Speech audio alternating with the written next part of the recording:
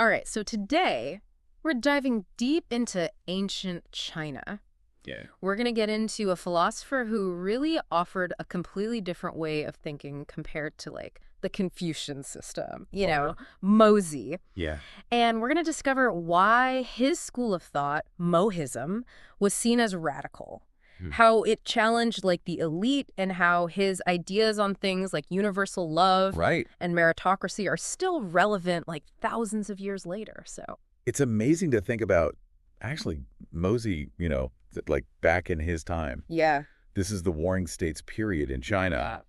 Just intense conflict and upheaval, like real social turmoil. Totally. And his philosophy was really all about, like, how can we find solutions to this chaos? Like, practical solutions. Yeah. It was a crazy time. So we're talking roughly around 470 BCE. Yeah, about that, yeah. China is like a pressure cooker. Yeah. And all these philosophies are kind of bubbling up, Totally. trying to make sense of it all. And, most people listening have probably heard of Confucius. Right. But Mozi, he's coming in with this, like, really compelling alternative. Absolutely. And one thing I think is really interesting is that, Confucius and Mencius, they came from, like, these elite backgrounds. Yeah. But Mozi, he might have come from more humble beginnings. Yeah, and that's crucial, right? Because his background, maybe being outside that ruling class, it could have, like, really shaped the way he thought about equality. Totally. And his focus on solutions that work for everybody, not just the people in charge. Right. It wasn't just theoretical for him. It was like, people are having problems. How do we solve this? Exactly, yeah. Yeah. And he wasn't just a philosopher, which is already, Yeah. a big deal. It's a lot. This is a guy who was a military strategist, he was a social reformer. I mean, he even designed and built these elaborate defensive fortifications. Wow. Talk about a multi-hyphenate. And so we get a glimpse into all of this in the text that is attributed to him and his followers. Mm-hmm. And it's called Mozi. Specifically titled. Yeah. Yeah, and in the Mozi, we get these, like, some of his most, I don't know, I guess, like, radical ideas. Yeah. Like universal love. Okay. Or Jian Ai in Chinese. Okay. And this is the idea that we should love and care for everyone equally, no matter, like, if they're family or not. Yeah. And so, I mean, just think about that even today, trying to put that into practice. Yeah. It's tough. It's challenging. Yeah. Universal love. Yeah. For everyone. I mean, that's a big ask. a big ask. And, like, Confucianism, it's all about family first, right? Exactly. It was huge. And it still is in a lot of ways. Yeah, it still is. So how did Mozi's ideas, how did people take that? Yeah, it was radical. I mean, he's directly challenging Confucius, right? Yeah. He's saying, this bias that you have towards family, this is what's causing war. Yeah. This is what's causing strife. And he has this really famous quote. He says, if everyone regarded others as they regard themselves, cared for others' families as they care for their own, would there still be war and strife? Wow. It's powerful. Yeah. Okay. Yeah. That's making me think. Good. And it makes sense considering what you said about, his stance on war. Right. Like, Exactly. he's not for it. No, he was vehemently opposed to war, especially aggressive war. Yeah. Like, he was saying, this is just a waste. It's a waste of resources, it's a waste of life, and it's harming everybody, especially everyday people. And what's interesting, though, is the fact that he was also, like, really good at military strategy. So wait, hold on. Yeah. So he's anti-war, but he's, like, pro knowing how to fight one. Yes. I mean, that almost seems like a contradiction. It does. Yeah. It does seem like a contradiction, but I think it speaks to Mozi's, like, pragmatism. Okay. He was focused on defense. Like, how do you protect people rather than how do you conquer other people? He saw the irony of these rulers who are, like, praying for peace, but then they're sending their people off to die in these wars that only benefit them. Okay. That makes a lot of sense. So he's, like, calling out the hypocrisy, but at the same time, like, making sure people can defend themselves. Right. Yeah, exactly. Like, don't start fights, but you can finish them. Yeah.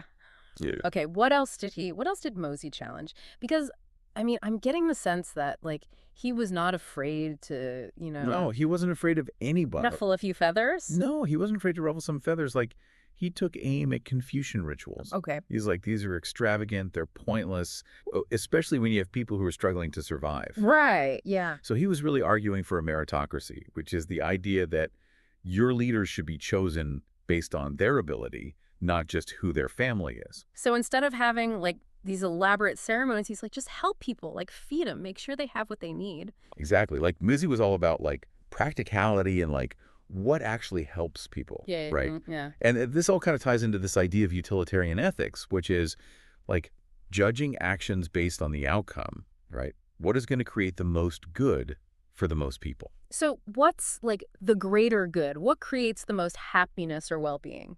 Exactly. And that's a question that's still relevant today, right? Yeah. Like think about any major policy debate, whether it's healthcare, education, climate change. Right.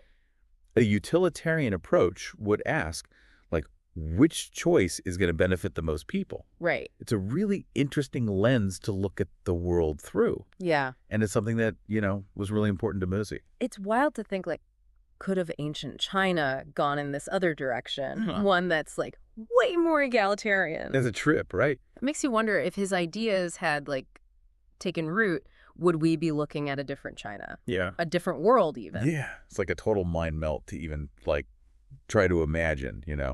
Yeah. And it shows how radical his ideas were. Yeah. Right? Yeah. Like, he was really onto something.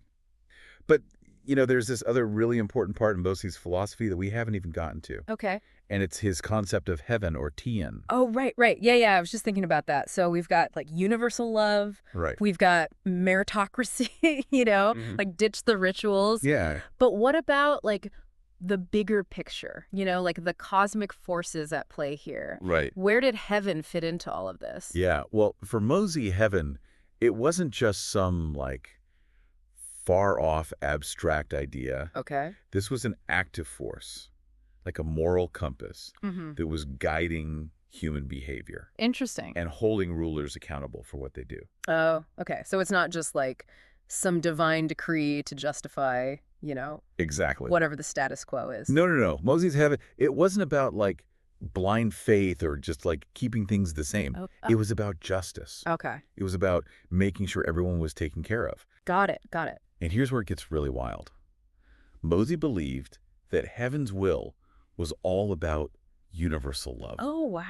Like, if you wanted to please heaven, Yeah. you had to rule with compassion, you had to be fair, and you had to care about everyone, not just your own family. Wow, that's a really powerful concept. So it's like he's saying, like, looking out for each other. It's not just like a nice thing to do. It's Right. like divinely ordained. Exactly. And it's something that you can even see resonating today, Yeah, totally. It's this idea that there's a higher power that actually cares about how we treat each other. Totally. And that's a big deal.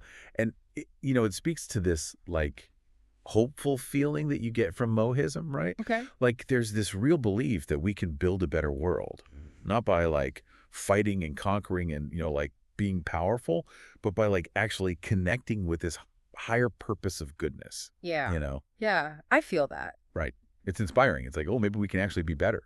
It's a shame then that Mohism didn't really last, Right. Yeah. Like, here we are talking about Confucius, all these centuries later. Yeah. But Mozi is, like, a little more obscure. Oh, right. What happened? Well, that's the million-dollar question, right? Yeah. I mean, scholars are still debating it, Okay. but there are a few ideas floating around out there. Okay. Some folks think that Mozi's ideas, while totally noble and well-intentioned, they were just too radical for the people in charge to handle. Yeah. Challenging the system. Yeah. That rarely makes you popular. Especially with the people at the top. Exactly. Like, imagine telling these powerful rulers to give up their fancy stuff, share their wealth, and stop starting wars. Yeah, right. Not exactly going to be the life of the party. Yeah, no one's inviting you back for round 2 after that speech. Right. Plus, Confucianism, while not exactly pro-war, it did provide this framework for order that, the folks in power, they found it way more appealing. Right. Yeah. It's like it's less disruptive. Exactly. Yeah. Like less change, less chaos. It reinforced the existing hierarchy, and that provided a sense of stability during uncertain times. Yeah, totally. Totally. So in a way, Confucianism was just the easier pill to swallow. Right. Even if Mozi's ideas were like more idealistic, Yeah. And maybe even like more fair. It's a tough one, right? It makes you think. And it gets at this really fundamental question that societies have been grappling with forever. What's that? What's the best way to create a society that is fair and harmonious for everyone? Do we prioritize just keeping things stable, being pragmatic? Or do we shoot for the stars, aim for this ideal vision? Wow. Even if it means shaking things up, Big questions. big questions. And no easy answers. No easy answers, not at all. But here's the thing. Even if Mohism didn't make it as like this big organized school of thought, his ideas, they still matter today. Yeah. They still resonate. Like we're still dealing with a lot of the same problems. Totally. Yeah. I mean, think about it. Yeah. We're dealing with social injustice, economic disparity, global conflicts. It's like Mozi was writing the script for today's headlines 2,000 years ago. Yeah. It's like he was like centuries ahead of his time. Exactly. But that makes me think, like, if we were to apply those ideas today, Yeah. could they actually work? Could they offer solutions to, like, the world's biggest problems? Right, exactly. Now we're asking the right questions. Yeah. What if we took Mozi's concept of universal love and actually used it? Okay. What if we looked at these huge global issues, Yeah. poverty, inequality, even climate change, Yeah. but we looked at them through this lens of radical empathy, Right. this commitment to everyone's well-being? It's a huge idea. It's hard to even fathom It's a game changer. Yeah. And you know what? It's exactly the kind of thinking we need. It's bold, it's compassionate, and honestly, it might be the key to creating a future that's more just, more sustainable, and more equitable for everyone. It makes you think, right? Makes you wonder what else is out there, you know? Oh, absolutely. Like, if these ideas were floating around over 2,000 years ago, Yeah. it's like, what else have we missed? And that's what I love about like digging into this old philosophy. Yeah. It really makes you question your assumptions, you know? Yeah. It opens your mind to new perspectives. Right. And it reminds us that the big questions, Yeah. the ones that really matter, Yeah. they've been around forever. Totally. They're timeless. Yeah, exactly. And in Mozi's case, maybe they can, like, inspire us to think differently about the problems we're facing today. 100%. I Yeah. think that's the perfect note to Yeah. like leave our listeners with, you know? Yeah. That sense of inspiration. So for everyone out there listening, Yeah. how could you use Mozi's principles like universal love, Yeah. meritocracy, practical compassion, you know? Yeah. How could that change the way you interact with the world? That's our deep dive on Mozi. Big thanks to our expert for, shining a light on this figure who, I think it's fair to say, is often overlooked. It's been great. Really fun to dig into this with you. Yeah, totally. And to you listening, we hope this little journey into the past has given you some new ideas and, maybe encouraged you to keep digging into the questions that matter. The search for wisdom never ends. Exactly. Until next time, keep exploring.